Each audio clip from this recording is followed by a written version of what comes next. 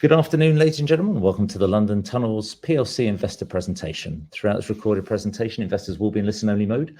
Questions are encouraged and can be submitted at any time. Just using the Q&A tab on the right-hand corner of your screen, please simply type in your questions and press send. The company may not be in a position to answer every question it receives during the meeting itself. However, the company can review all questions submitted today and will publish those responses where it's appropriate to do so. Before we begin, we'd like to submit the following poll, and I'm sure the company will be most grateful for your participation. I'd now like to hand over to founder and CEO Angus Murray. Good afternoon. Thank you very much for attending this call today. We just wanted to spend about 25 minutes introducing you to the London tunnels, of which there has been a significant amount of media really across the world, CNN, South China Morning Post, United Kingdom, etc. And I wanted to be able to show you our project because the company is still in the process of raising money to develop the Kingsway Exchange tunnels, which is a network of tunnels that I will show you. So thank you very much for Investor Meet for allowing us to do this. I will first start, if it is okay, showing you a short video just to give you an idea of what the tunnels are like. And then I'll walk you through a series of slides. And as indicated, we can answer any questions at the end. So let's start with a small, short introductory video. And I will show that to you.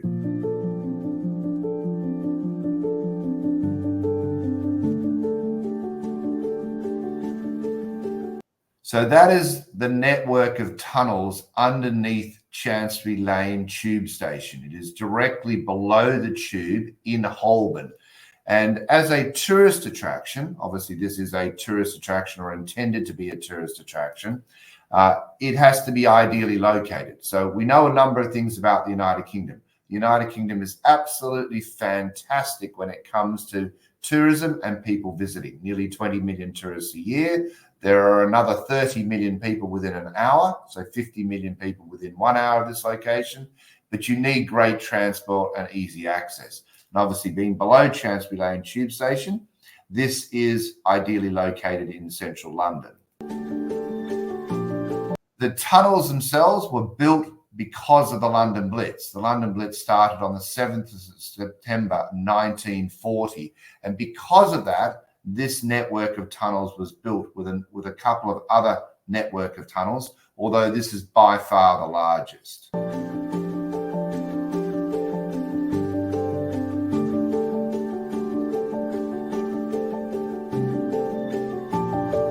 This equipment you're seeing here, a lot of it is not there, some of it is, but this was the telecommunications exchange that was built after the war. So it was the main tunnels were built in 1940 to 42, and then the telecommunications exchange is built from 1950 to 54. And it's because of that that the size is significantly larger, i.e. it can have up to 3 million people. But on top of that, it enabled us to get planning approval, which we already have.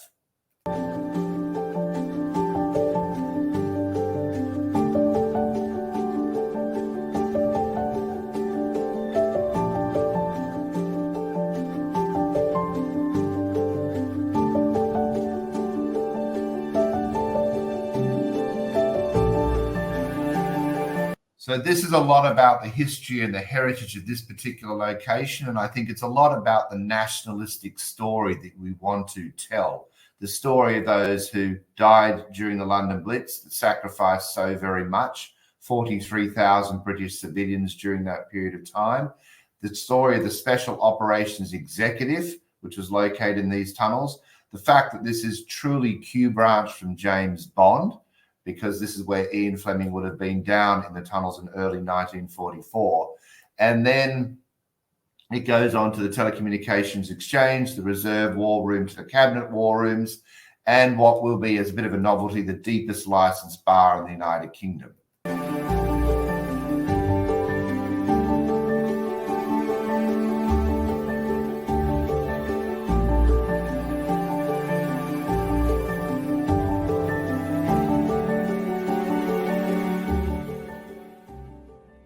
So that really gives you a quick introduction to the tunnels. I'll now go through this particular slide presentation This slide being a representation of what we are trying to propose to have inside of this network of tunnels.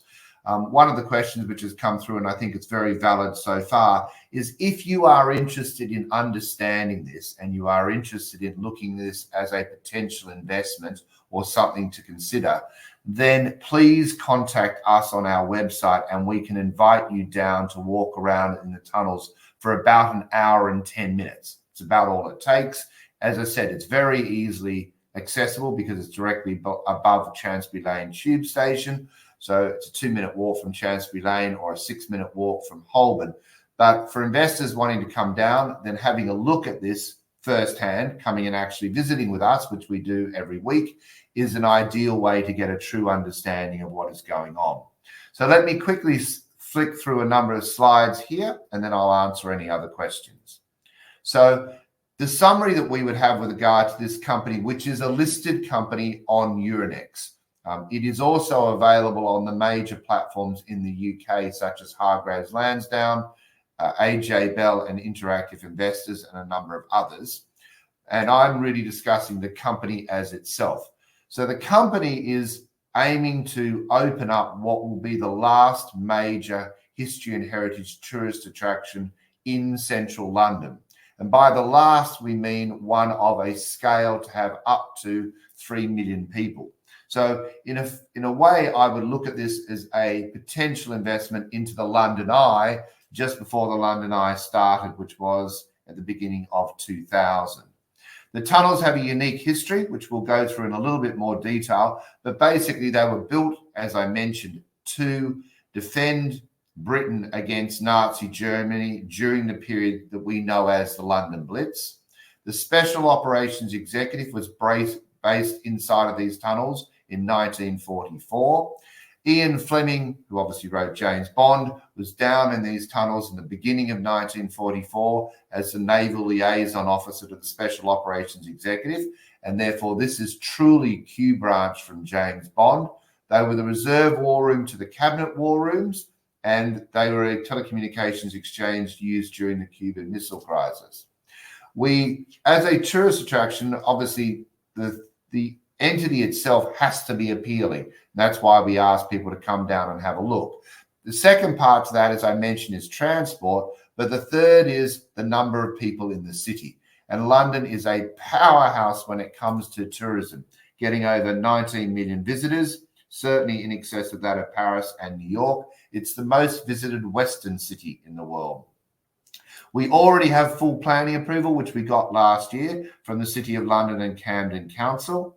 The company does own the Kingsway Exchange tunnels. It purchased them freehold, or the entity, controlling entity, purchased them freehold from British Telecom, who very nicely understood the nationalistic heritage proposition that we wish to use the tunnels for. And therefore, in conclusion, it's the last major tourist attraction that really can be opened in London. And we would make that comparable to the London Eye, which gets about 3.8 million visitors a year, or Madame Tussauds, which gets around 2.5 million visitors a year. These are the tunnels which were shown partly in that video. And this is looking at the tunnels underneath central London, underneath the central line. They are over a mile long, and they are very large. I'll show you some images in a moment. But we are talking about either 5 meters in diameter or 7.6 meters in diameter, which is as big as the Eurostar tunnel.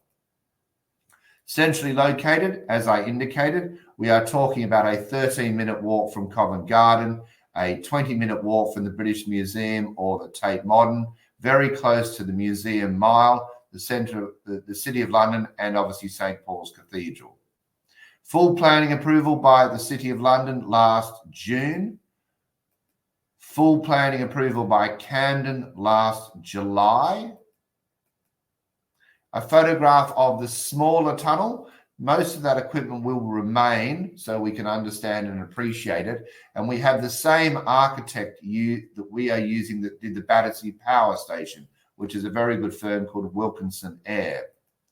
And this is a photograph of the larger tunnel. This is 7.6 meters in diameter. So if you're standing in that tunnel, you have another 1.4 meters above you where that fake roof is at the moment.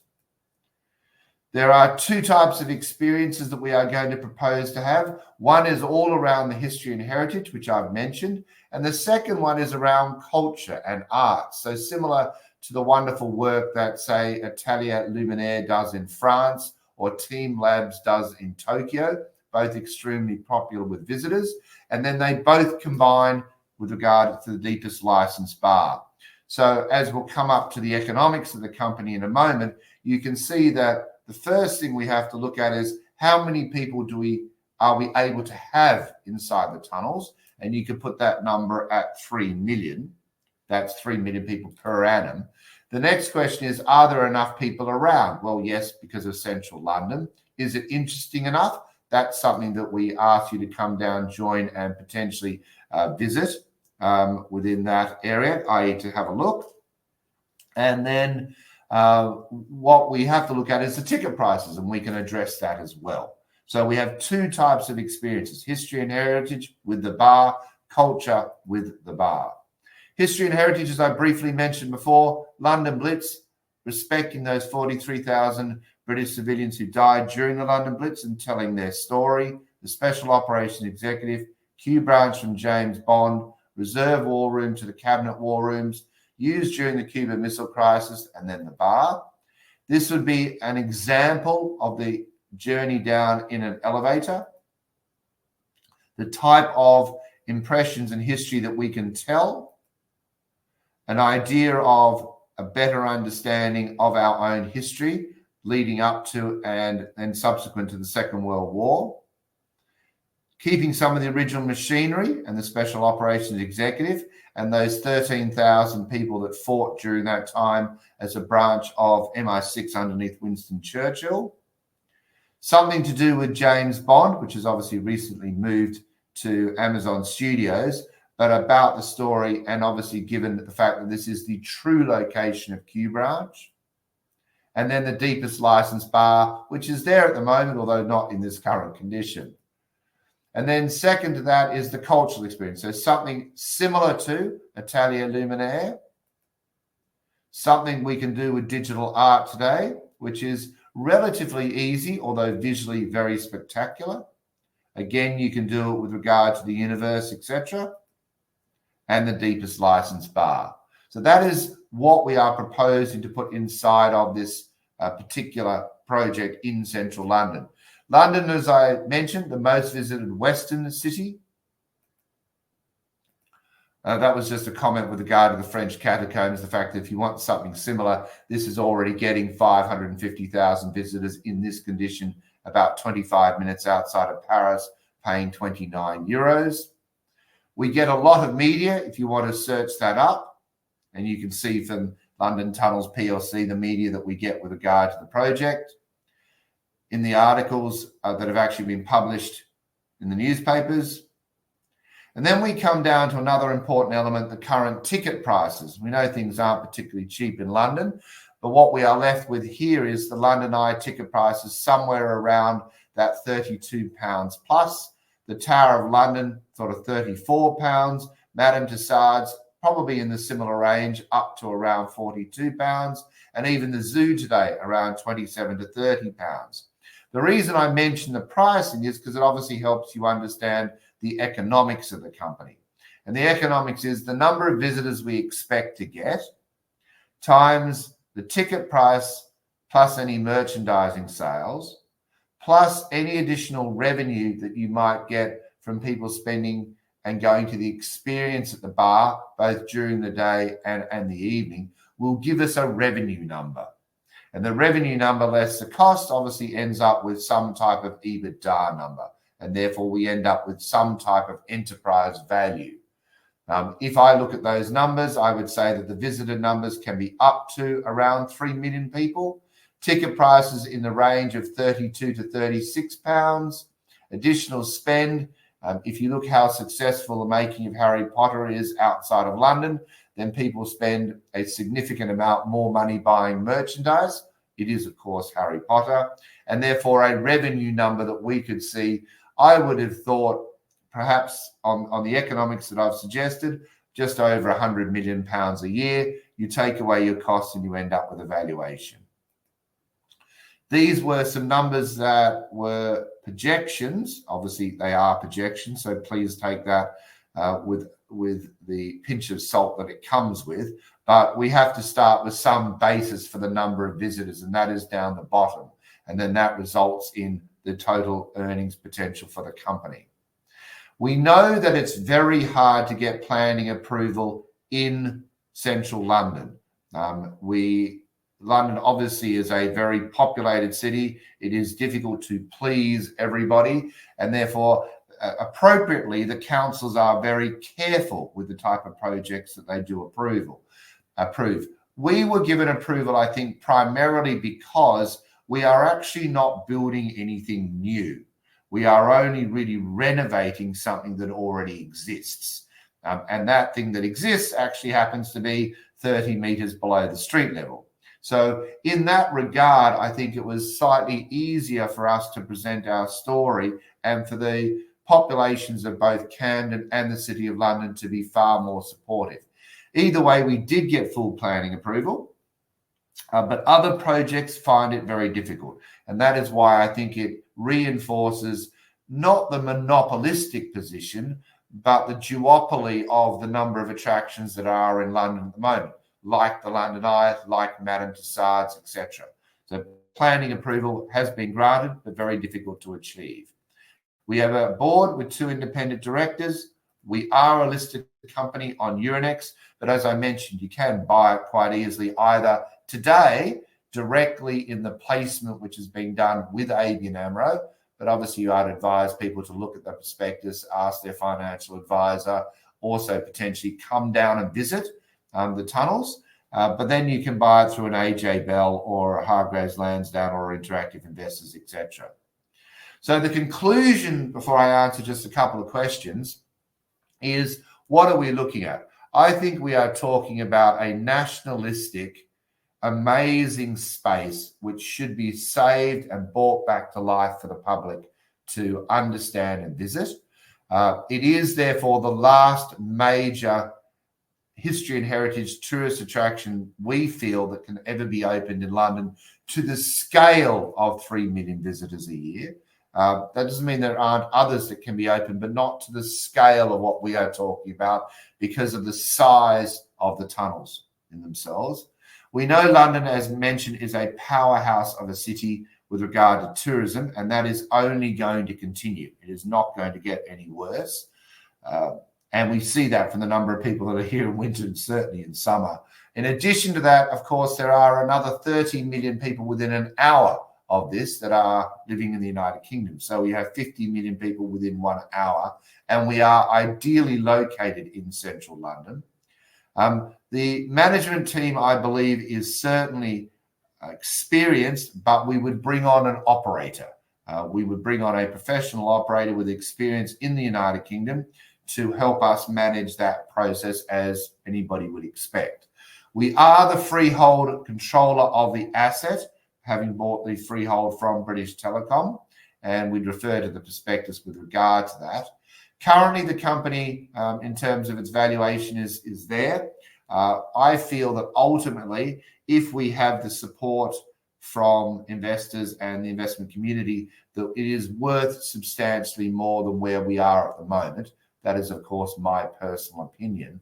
I think we are not going to be dissimilar to the value and the earning streams that come out of projects like the London Eye, which is very well managed by Merlin Entertainment, and also Madame Tussauds, which if you see the queues in those particular attractions, you realize they are almost at full capacity.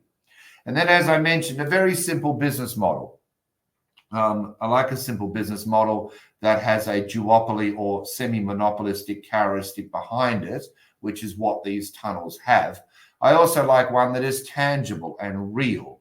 That it is not something that is able to be replaced or stolen or adjusted or changed. And by putting the economics together of the number of people to the attraction relative to a ticket price and to spend, I think the economics of the model looks quite good. But please, again, I offer to say to people, if you do have an hour of your time or just over an hour of your time and you wish to visit these tunnels now, then by all means, please, we welcome you to come and have a look and then see and judge for yourself whether or not you believe what we are saying is true from your own experience. So appreciate you allowing me to present this to you. Obviously, we welcome meeting you in due course and appreciate your time today. That's great, Angus. Thank you very much indeed for updating investors. And of course, what we'll do is in the feedback at the end of today's meeting, if you do require a visit, then please just put your email address in the feedback page, and then we'll pass those on to Angus and the team to organise. Angus, thank you very much indeed for your time. Obviously, you've had a number of questions from investors, so thank you to everybody for your engagement. Angus, if I could ask you, if it's possible, just to read out the questions and then give a response where it's appropriate to do so, and then I'll pick up from you at the end. Okay. So one of our questions is, what other permissions are needed to be issued, i.e. planning, licensing, etc.? Very valid question. Nothing with regard to planning, although we have to abide by what the councils want. So, for example, we have to improve the street level access for accessibility for people. What the councils we will need to have a proper licensing by the commission associated with that area from the governments. But the broad concept of which is all public information is the unanimous planning approval given by Camden Council and the City of London, which was done in June and July of 2024. That's one question. Second question, validly about funding that is required to get the attraction open. So answering that question is as follows. Right now, the company is in the process of continuing to do a placement of shares at £2 a share. You can buy them in the market or directly from ABN AMRO. And that money is being used to continue the operations of the company, go through something called REBA 3 and 4. REBA is the Royal Institute of British Architects. It goes from 0 through to 7. And we are continuing that. And the money being raised at the moment is for that purpose. Once that is completed, we would need funding of around 80 to 86 million pounds that can come from a variety of different sources. It may come with some additional equity, but it is more than likely to come from the majority of debt funding through a development financing loan. One question is, surely the United Kingdom funding would be available? The answer to that is that I think the United Kingdom, I would hope, and the current Labor government is positive towards a project which helps growth, employment and improving London. And we will be in those discussions or trying to have those discussions at this particular point in time. It was not probably appropriate to have that late last year, but it is now appropriate to have it in March of this year and going forward. So the majority of like any big building, you'll get development financing, you finance it and you pay that back with a profitability once the project is up and opening. The next question is, what timeline are we working towards? We are looking towards completing this raising up until around June of this year. We would then complete REBA 3 and 4, which takes about another 3 to 6 months. And then effectively, assuming the financing is placed, we can actually start the process of renovating, because it is mostly a renovational job, the particular project. And we will be partnering with a series of content providers, which we will announce in due course. So you'd hope that we would be able to open this at the latest by the beginning of or first half of 2028. I would have thought they'd be appropriate. Another question is with regard to, are there any conditions? There are certainly conditions that the London Fire Brigade makes you pay attention to from fire and safety. There are numbers with regard to the council improving the area, putting in an appropriate number of bathrooms, putting in an appropriate number of bike racks, having the garbage collected in a certain way so it doesn't cause noise to the surrounding residents, and a series of other conditions like that. Most of those are being worked through, and most of them are valid and sensible, and we will be working with the councils to achieve that underneath the requirements that we have with them. And then the last question that I have at the moment is reference to the question is really about, in addition to a bar, would we be able to have anything with regard to a restaurant or virtual reality to enhance visitor attraction?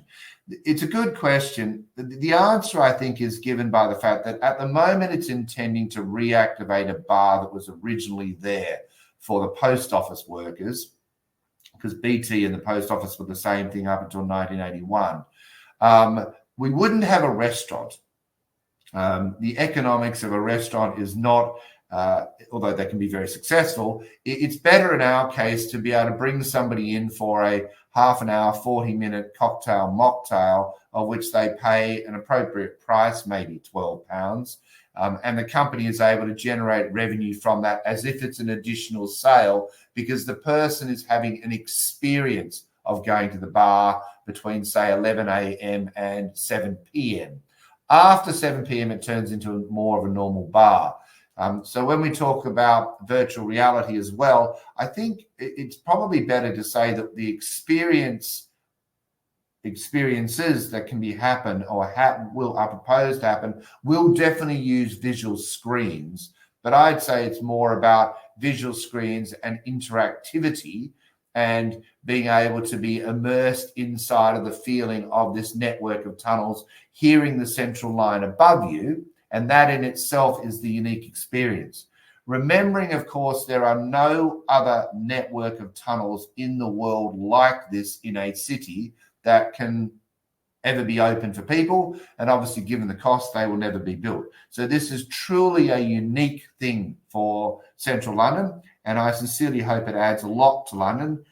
Great city, and I really do hope we are able to tell the story of the men and women and the civilians that sacrificed so much during that period of time, and then even leading into the Cold War, that allowed us so many of the freedoms we have today. And that's very much the embedded story we aim to tell. That's great. So thank you very much for allowing me to talk to you for just under half an hour. And we welcome you asking us additional questions in the future. And as I said, please link onto our website and you can sign up for an investor visit. That's great. Angus, thank you once again for the introduction to the company and for your time and updating investors. And as Angus said, if you want access to the site or a site tour, then perhaps you could just leave your details in the feedback that we're shortly going to send you to. Angus, thank you once again. And to everybody joining, thank you very much indeed. That now concludes today's presentation. And please give your feedback after the meeting has ended. Thank you.